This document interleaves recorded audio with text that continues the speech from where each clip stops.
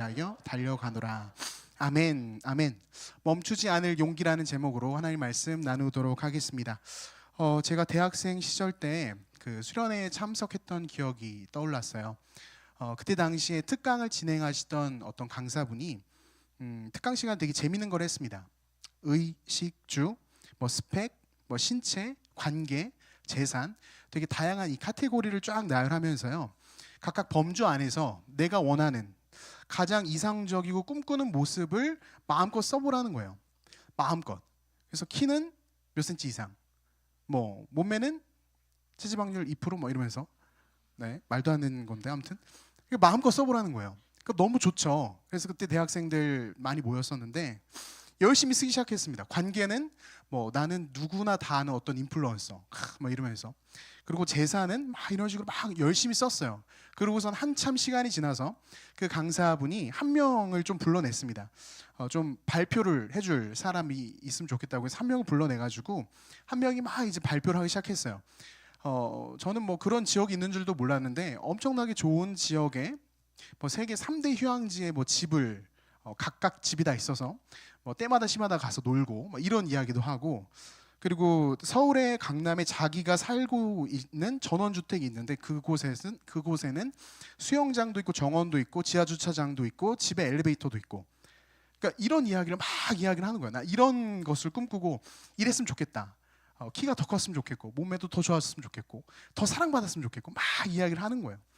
그 비현실적이지만 정말 꿈꾸고 이상적인 원하는 것들을 나열하고 있는데, 그 이야기를 다 듣고 나서 이제 강사분이 이제 질문을 하더라고요. 선택지를 준다는 거예요. 첫 번째는 방금 이야기한 모든 조건을 다 들어주겠다는 거예요. 다 들어주겠는데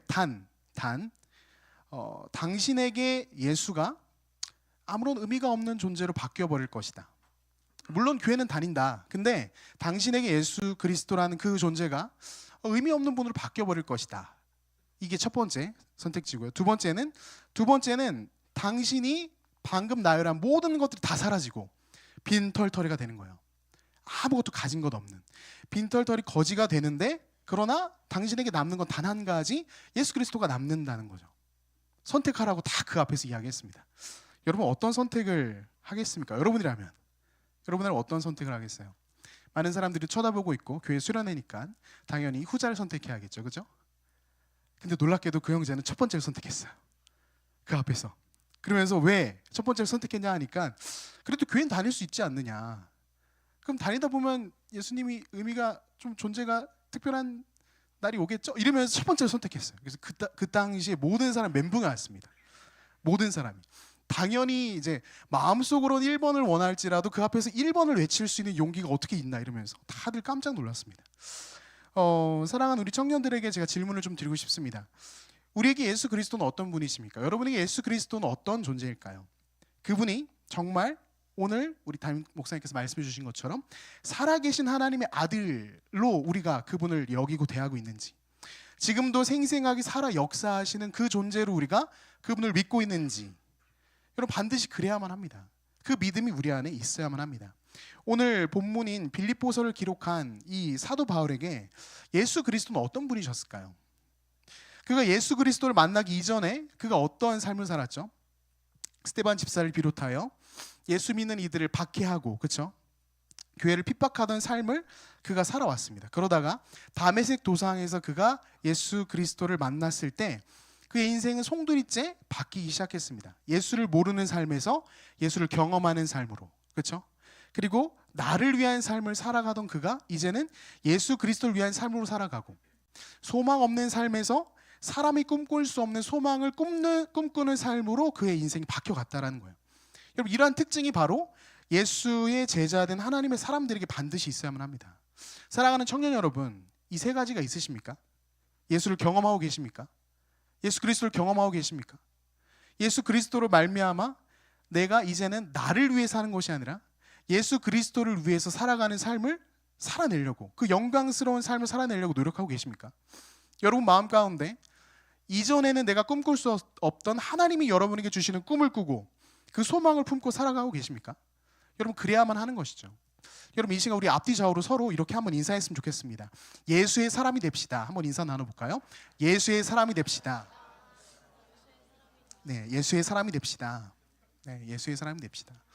네, 여러분 이 은혜가 우리 가운데 넘쳤으면 좋겠습니다. 다음 주부터 이제 우리가 소그룹이 시작되는데 그곳에서 우리가 만나서 나누는 이야기가 바로 그런 거예요. 내가 이번 한 주간 경험한 예수 그리스도를 나누는 거죠. 한 주간 누렸던 은혜를 나누는 거예요. 예수님께서 나에게 주신 꿈을 붙잡고 살아내다가 한 주간 살아내다가 어렵고 힘들었던 순간들을 여기 와서 이제 호소하는 거죠. 나 힘들었다. 나 어려웠다. 예수님이 원하시는 삶을 살기가 너무 어렵다. 나를 위해서 기도해줘라. 그거 하는 거예요. 혼자서는 어려우니까. 함께 그것을 해 나아가는 것이죠. 여러분 오늘은 특별히 제자훈련 수료 예배입니다. 참 쉽지 않은 시간들을 달려온 지체들이 이곳에 있어요. 네, 참 너무 대견하고 너무 고생 많으셨습니다. 너무 고생 많으셨어요. 저들에게 어떤 수료의 기쁨과 어떤 격려 이런 것들 축복의 말을 전함과 동시에 이 자리에 모인 모든 하나님의 자녀들, 하나님의 사람들 동시에 제자로 부름받은 저와 여러분에게 꼭 필요한 제자됨의 내용을 좀 함께 오늘 말씀을 나누려고 합니다. 제자됨의 자세 두 가지를 좀 나눠보려고 하는데요. 첫 번째는 바로 이것입니다, 여러분. 제자됨의 첫 번째 자세는 예수 안에서 살아내야 된다는 것입니다. 같이 한번 따라할까요? 예수 안에서 살아가라. 시작. 네, 예수 안에서 살아가야만 합니다.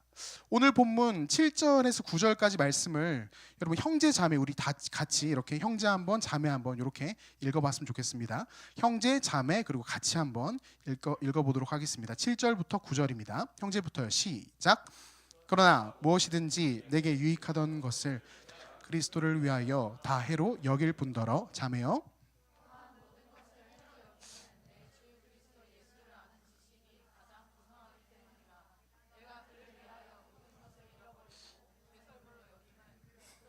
같이 읽습니다. 그 안에서 발견되려 함이니 내가 가진 의는 율법에서 난 것이 아니요 오직 그리스도를 믿음으로 말미암은 것이니 곧 믿음으로 하나님께로부터 난 의라. 아멘. 빌립보 성도들에게 어떤 잘못된 거짓된 교사들이 찾아왔습니다. 그들이 와서 했던 이야기는 무엇이냐면 그 율법 교사들은 구원을 위해서 필요한 것들이 많이 있다라는 거예요. 할례도 해야 되고 율법을 지켜야 되고 그런 것들을 지키지 않고선 하나님께로 나아갈 수 없다라고 이야기했습니다. 이에 관해서 바울이 오늘 본문 2절, 6절에 어떤 이야기를 하냐면 내가 바로 너희가 들었던 이것저것 다 갖춰야 된다라는 이야기를 하던 그 내용들을 다 이미 가진 사람이다라는 이야기를 합니다. 우리가 너무나 잘 아는 것처럼 8일 만에 할례를 하고 베냐민 지파이고 그리고 율법으로는 흠이 없고 이스라엘 사람 중에 이스라엘 사람이다. 내가 바로 그 사람이다라고 바울이 이야기를 막 합니다.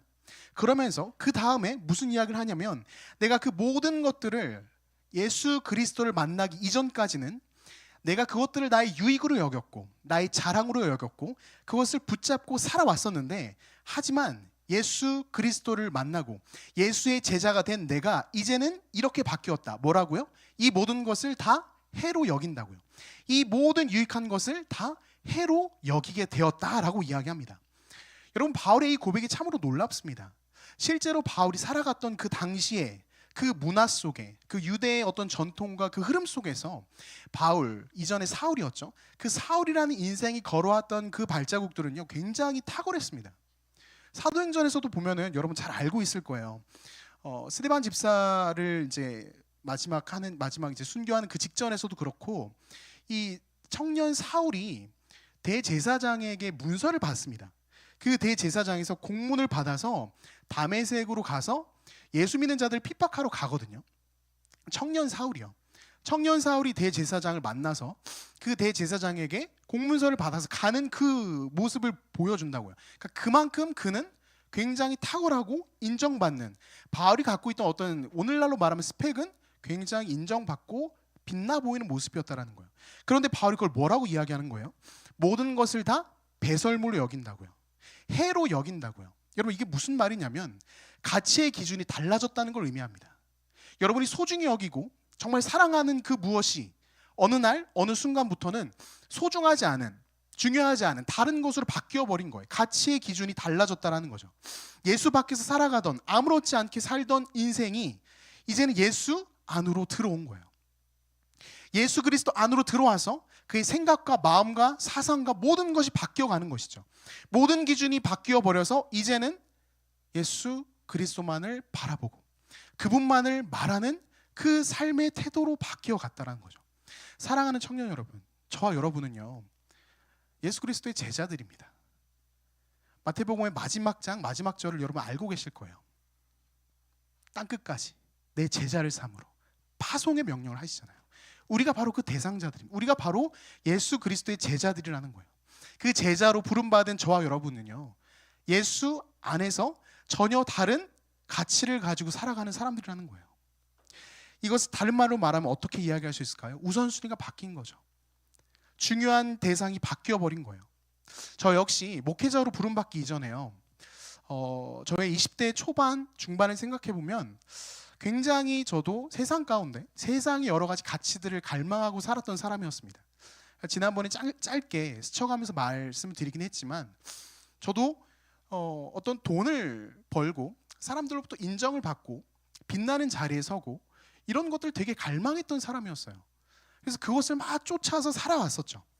그런 가치들이 나를 빛나게 해줄 것이다, 나를 행복하게 해줄 것이다, 그것에 막 몰두돼서 열심히 살았던 사람이었습니다. 그런데요 그런 애를 쓰고 살던 제가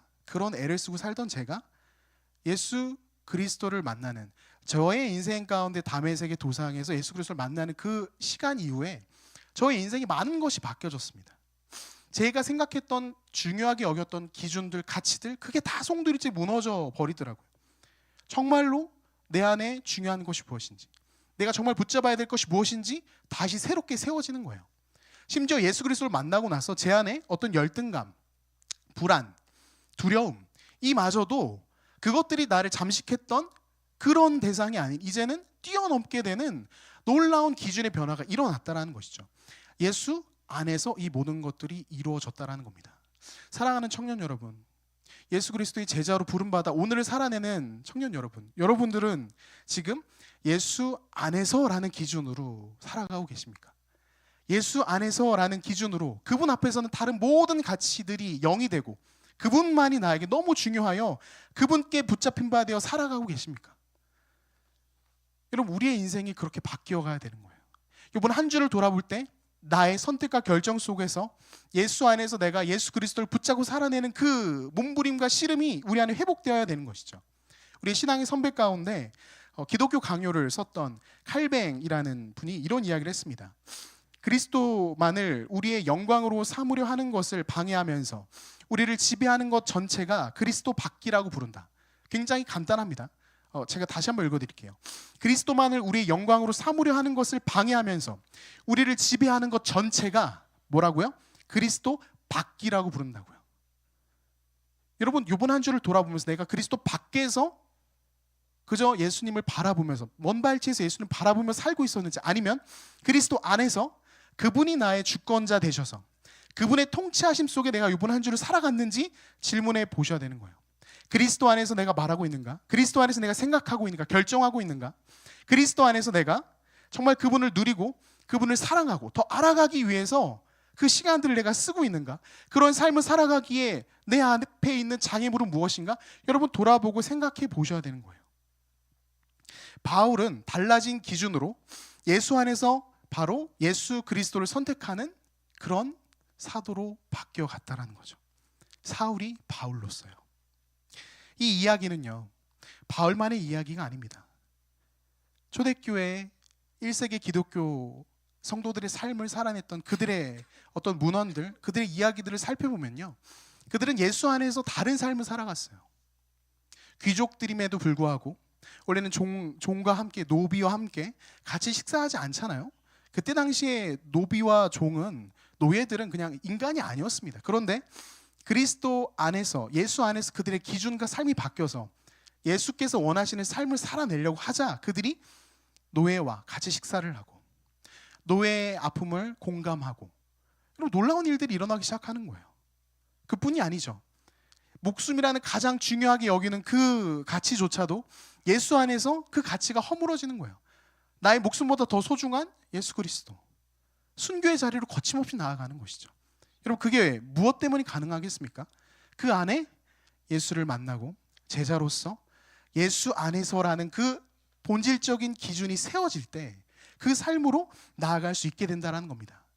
여러분, 수료를 하고 이제 본격적으로 여러분 제자로서의 삶을 출발해 나아가야 되는 우리 훈련생 여러분들께 제가 권면드리고 싶습니다. 여러분, 훈련이 끝나면 우리가 나태해질 수 있거든요.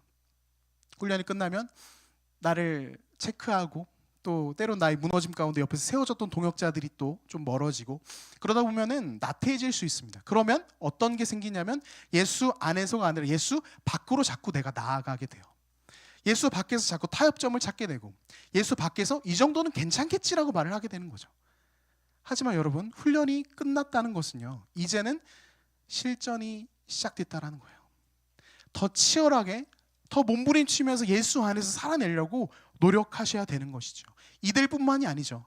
수료하는 우리 지체들뿐만이 아니라 저와 여러분 모두가 예수 안에서 내가 이번 한 주를 살아내고 있는가, 예수 안에서 살아내기 위해서 내가 어떠한 열심을 하나님께 드리고 있는가 점검하시고 하나님 앞에 기도할 수 있어야 된다는 것이죠.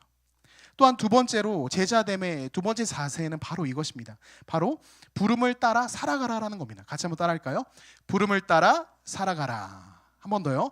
부름을 따라 살아가라. 바로 이것입니다. 여러분, 12절에서 14절까지 말씀을 제가 한번 말씀 읽어볼게요. 12절에서 14절입니다. 눈으로 한번 잘 따라와 주시면서 함께 보겠습니다.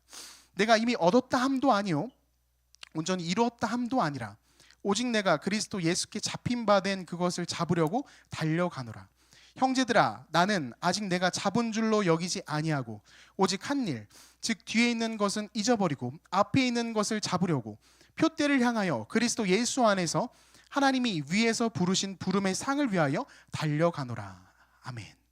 사도 바울은 지금 이런 이야기를 하고 있어요. 자신이 하나님 앞에서 지금 어떤 삶을 살아가는지를 빌립보 성도들에게 이야기를 합니다. 근데 그 내용이 무엇이냐면 자기는 지금 예수 그리스도를 향해서 끊임없이 나아가는 삶을 살고 있다는 이야기를 하는 거예요. 그러니까 여기서 12절에 보면은 잡힌 바 된 그것을 잡으려고 달려간다라고 이야기를 하고 있거든요. 12절이요. 다시 한번 띄워주세요. 12절. 내가 이미 얻었다 함도 아니요 온전히 이루었다 함도 아니라 오직 내가 그리스도 예수께 잡힌 바 된 그것을 잡으려고. 이런 말씀인데 이게 무슨 의미냐면요, 그리스도 예수께서 사도 바울을 잡아서 이끌어 가고 계신다라는 거예요. 그분이 나를 잡아서 이끌어 가고 계셔서 나 또한 역시 그 부름의 자리 가운데 나아가겠다라는 이야기예요. 사랑하는 청년 여러분, 사도 바울의 이 표현뿐만 아니라 로마서에서도 같은 표현이 나오는데요, 예수 그리스도께서는, 하나님은 저와 여러분을 부르셨어요. 특별히 어떤 역할을 맡고 어떤 직분을 받고 그 자리와 그 모습만 부름이 아니라 저와 여러분을 어두움 가운데, 죄 가운데, 흑암 가운데 있던 저와 여러분을 불러내 주셨어요. 불러주셔서, 우리를 붙잡아서 불러주셔서 어떻게 해요? 살아갈 수 있도록 부르셨다라는 것은 무엇입니까? 부름에는 목적이 있다는 거예요. 아무 목적 없이 저와 여러분을 부르지 않으셨어요. 우리를 부르셔서 그 목적을 향해 나아갈 수 있도록 하나님이 말씀으로 우리를 권면하시고 다시 한번 우리 안에 성령께서 우리를 사로잡아 주신다는 거예요. 그러니까 저와 여러분은요, 모두 다 부름받은 사명자입니다. 모두 다. 단 한 사람도 예외 없이. 사도 바울이 그 이야기하는 거예요. 예수 그리스도께서 나를 붙잡아 주셔서 이끌어 가시기에 나 또한 그 부름의 자리를 살아낸다라는 말을 하고 있는 거예요. 근데 문제는 무엇이냐면 때론 우리가 내가 부름받았다라는 것을 잊어버려요. 하루하루의 삶이 너무 빡빡하고 정신없다 보니 예수 그리스도는 생각하지도 못하고 하나님께서 나를 불러주셔서 그 부름의 목적인 하나님의 영광을 위해 살아가는 그 영광을 드러내는 삶을 내가 산다라는 생각 자체를 우리가 때론 못하게 되는 것이죠. 아니면 너무 열심히 때론 교회에서 섬기고 하나님이 기뻐하시는 봉사의 자리를 감당해서 이제 내가 다 했다, 이 정도면 충분히 했다라는 생각으로 나의 부름에 있어서 만족하는 경우도 때론 있습니다. 근데 오늘 말씀에서 보면 사도 바울은 그 모든 것들을 다 깨어 부시고 있어요. 그분이 나를 부르셨고 그 부름의 자리를 달려가는데 그 부름의 자리가 지금 내가 다 완성했다가 아니라 아직 그 부름의 자리를 계속해서 달려간다라는 거예요. 13절에 보면요, 형제들아, 나는 아직 내가 잡은 줄로 여기지 아니하고 오직 한 일, 즉 뒤에 있는 것은 잊어버리고 앞에 있는 것을 잡으려고 달려간다는 거예요. 사도 바울이 얼마나 많은 일들을 감당했습니까? 그런데 바울은 여전히 나는 주님께서 나를 부르신 그 자리를 살아냄에 있어서 부족하다는 거죠. 더 달려가겠다라는 거예요. 여러분이 인정하든 인정하지 않든요, 우리는 하나님의 영광을 위해서 부름받은 하나님의 사람들입니다. 제자들이에요. 그렇게 우리는 지금 완료형, 난 이미 다 끝냈다가 아니라 지금도 열심히 우리를 불러주셔서 열심히 여러분의 삶의 곳곳의 자리에서 하나님의 영광을 드러내고 영광을 받으시기 위해서 여러분을 그 자리를 보내고 이끌어가고 계신다는 거예요. 진행형의 가운데 있다는 것, 진정한 표대이신 예수 그리스도를 바라보며 달려가는 그 삶을 사도 바울은 이야기하고 있는 거예요. 여러분, 사도 바울도 이렇게 이야기하는데 저와 여러분의 삶이 과연 주님 앞에서 주님 저 이 정도 했으니까 많이 했습니다, 부름의 자리 부담스러워서 더 이상 감당하지 못할 것 같습니다 라고 우리가 말할 수 있을까요? 아닙니다. 그렇지 않습니다. 제자로 부름받은 저와 여러분은요, 날마다 그 부름의 자리를 최선을 다해서 살아가야 돼요. 그 자리에서 하나님의 영광을 드러내는, 하나님의 일을 감당하는 그 모습으로 살아내야 된다는 거죠. 사도 바울은 여기 12절부터 14절 이 말씀을 기록하면서 아마 머릿속으로 이런 상상을 했을 거예요. 당시에 바울이 로마에서 가택연금 중에 이 서신을 썼을 텐데 그 고대에서 치러졌던 어떤 그 경기의 모습을 상상하면서 이 내용을 기록했을 겁니다. 고대에 오늘날로 하면 어떤 올림픽과 같은 경기가 있었는데 그 경기에 참가하는 선수들이 정말 애를 써서 그 경기 한 경기를 달리고 목표를 달성하고 치열하게 경기가 끝나고 난 다음에 우승자 한 명, 그 선수 가운데 우승자 한 명을 모든 관중이 바라보는 가운데 호명을 한다는 거예요. 그 모습을 바울은 상상하고 그 모습을 떠올리면서 이걸 기록했을 거예요. 수많은 관중들이 그 우승자 한 명을 이름을 호명하고 그 우승자가 나와서 상만 받고 들어가는 게 아니라 그 우승자가 나와가지고 자기가 누구이며 어느 지역 사람이고 나의 신분은 무엇이며 나의 부모님의 이름은 무엇이고 굉장히 많은 이야기를 또 해요. 그리고 다 이야기하고 난 다음에 그 우승자의 어떤 시상이라고 하죠, 놀라운 것들을 받는 거죠. 때로는 신분의 변화도 있고 감히 상상하지 못할 만한 많은 재산을 받기도 하고, 그러니까 그 영광스럽고 명예로운 그 장면을 바울은 머릿속에서 그리면서 만약에 하나님께서 나를 이렇게 대해주시고 이렇게 여겨주시고 그날에 내가 하나님 앞에 이렇게 설 수 있다면 이 모습을 생각하면서 이걸 쓴 거죠. 하나님 앞에서 그 부름의 자리를 나는 쉬지 않고 달려가겠다. 그날에 주님께서 나의 이름을 불러주실 것이고 그날에 주님께서 나에게 잘했다 칭찬해 주실 것이고 애썼다 말해 주실 것이고, 그러니까 과거 내가 해왔던 것들이 아니라 여전히 나는 주님을 향해서 달려간다라는 거예요. 왜냐하면 주님께서 나에게 끊임없이 그 부름의 자리를 허락하시기 때문에. 사랑하는 청년 여러분, 이번 한 주 여러분의 자리가 어떠하였습니까? 여러분과 신방하고 여러분과 대화를 나누면서 그 자리가 참으로 쉽지 않음 제가 많이 느껴요. 그런데요, 그 자리가 여러분 사실은 하나님께서 여러분을 불러주신 그 부름의 자리입니다. 교회에 와서 예배드리는 이 자리만 부름의 자리가 아니라 실은 여러분이 살아내는 일주일의 그 자리 하나하나, 그 요일마다 마주치는 사람들과 그 장소와 그 모든 공간들이 실은 하나님께서 여러분에게 맡겨주신 사명의 자리예요. 그래서 우리는 어떻습니까? 그 부름의 자리에서 사도 바울처럼 열심히 달려가고 계속해서 하나님께 영광 올려드리는, 하나님을 찬양하는 그리스도인다운 삶을 그 자리에서 살아내기를 원합니까? 아니요. 너무 힘드니까 멈추고 싶은 거예요. 멈추고 싶죠. 그렇게 살아가고 싶지 않아요. 하지만 오늘 말씀의 제목처럼 우리는 멈추지 않을 용기가 필요합니다. 하나님께서 여러분에게 맡겨주신 그 자리를 멈추지 않고 끊임없이 달려갈 용기를 구해야 되고, 그 자리를 달려가서 살아내므로 나의 머리와 나의 이성으로는 상상할 수 없을 만큼 놀랍게 일하신 하나님의 일하심을 봐야 되는 거예요. 제가 잘 아는 어떤 집사님 이야기를 좀 드릴게요. 그분이 사업을 하시는 집사님이십니다. 제가 안 지는 한 8년 넘게 됐어요. 한 7, 8년 된 것 같네요.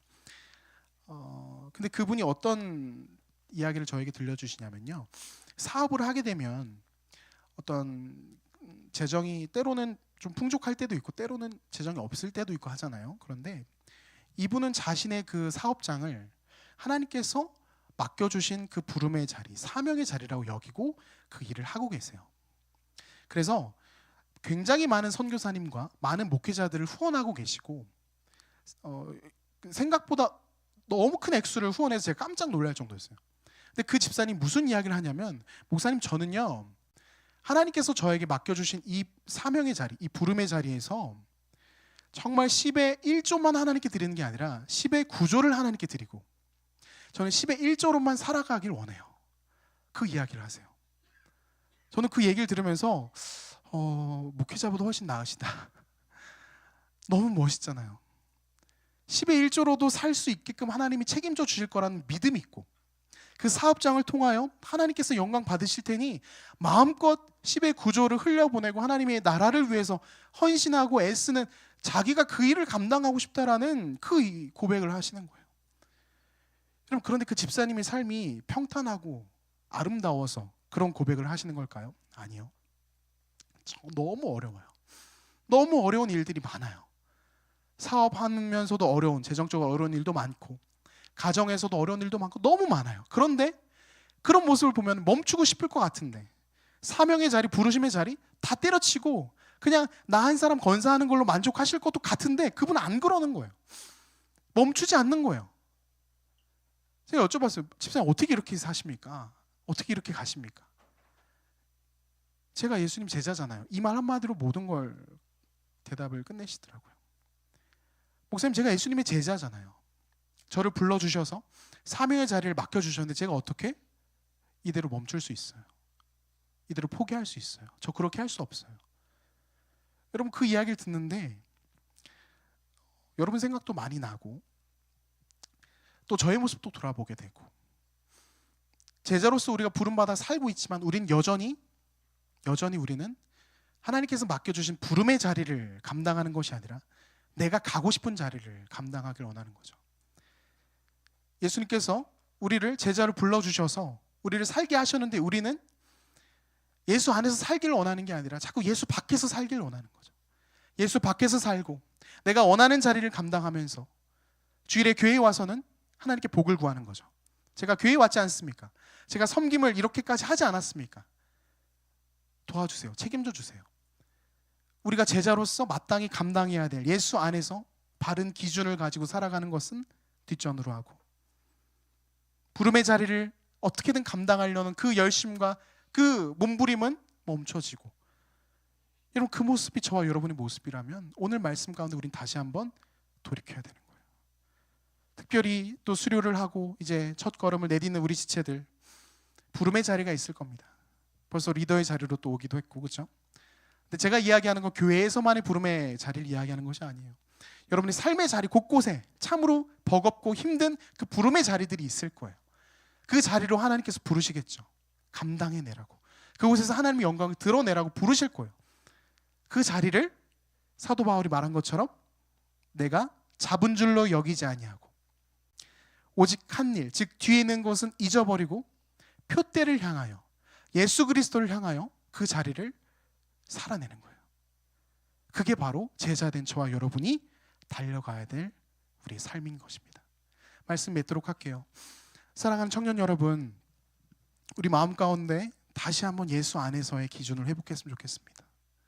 사랑하는 청년 여러분, 예수 그리스도의 제자로 부름받은 청년 여러분, 하나님께서 우리에게 맡겨주시고 불러주신 그 부름의 자리, 그 자리에서 정말 예수 그리스도의 제자로서 살아내길 소망합니다. 어렵고 힘들고 무너지죠. 그렇습니다. 그게 참 쉽지 않은 거 저도 알고 있어요. 하지만 하나님께서 그 길로 우리를 초청하셨고 그곳에서 우리를 만나 주시겠다 말씀하십니다. 여러분, 그 길을 함께 갔으면 좋겠습니다. 우리 훈련을 수료한 우리 지체들뿐만 아니라 모든 우리 일청년부 공동체 한 사람 한 사람 모두 다 그 사명의 자리를 나아갈 수 있었으면 좋겠습니다. 여러분, 이러한 마음으로 우리 찬양 같이 했으면 좋겠는데요. 하나님의 부르심